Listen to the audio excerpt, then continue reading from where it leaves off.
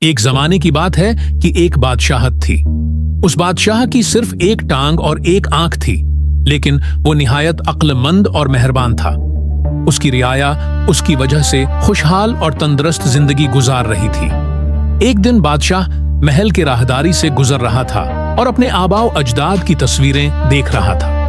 اس نے سوچا کہ ایک دن اس کی اولاد بھی اسی راہداری سے گزرے گی اور اپنے آباء و اجداد کو ان تصویروں کے ذریعے یاد کرے گی۔ لیکن بادشاہ کی اپنی کوئی تصویر موجود نہیں تھی۔ اپنی جسمانی کمزوریوں کی وجہ سے وہ یقین نہیں رکھتا تھا کہ اس کی تصویر اچھی بنے گی یا نہیں۔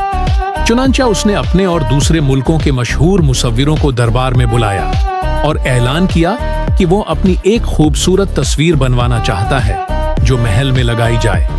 جو کوئی یہ کام کر دکھائے گا اسے انعام دیا جائے گا۔ تمام مصور سوچنے لگے کہ بادشاہ کی صرف ایک ٹانگ اور ایک آنکھ ہے، اس کی تصویر کو خوبصورت کیسے بنایا جا سکتا ہے؟ یہ ناممکن ہے، اور اگر تصویر اچھی نہ بنی تو بادشاہ ناراض ہو جائے گا اور سزا دے گا۔ اس لیے ایک ایک کر کے سب نے بہانے بنائے اور ادب سے تصویر بنانے سے انکار کر دیا۔ لیکن اچانک ایک مصور نے ہاتھ اٹھایا اور کہا، میں آپ کی ایک ایسی خوبصورت تصویر بناؤں گا جو آپ کو ضرور پسند آئے گی۔ یہ سن کر بادشاہ خوش ہوا اور باقی مصور حیران رہ گئے۔ بادشاہ نے اجازت دی اور مصور نے تصویر بنانی شروع کر دی۔ اس نے بڑی محنت سے تصویر کو رنگوں سے سجایا۔ کافی وقت کے بعد اس نے کہا کہ تصویر تیار ہے۔ درباری، باقی مصور اور خود بادشاہ بھی سوچ رہے تھے کہ آخر اس مصور نے یہ تصویر کس طرح بنائی ہوگی۔ اگر بادشاہ کو پسند نہ آئی تو کیا ہوگا؟ لیکن جب تصویر سامنے آئی تو سب حیران رہ گئے۔ تصویر میں بادشاہ گھوڑے پر بیٹھا ہوا دکھایا گیا تھا، اس طرف سے جس کی ٹانگ نہیں تھی۔ اس کے ہاتھ میں کمان اور تیر تھا اور وہ نشانہ باندھتے ہوئے اپنی ایک آنکھ بند کیے ہوئے تھا۔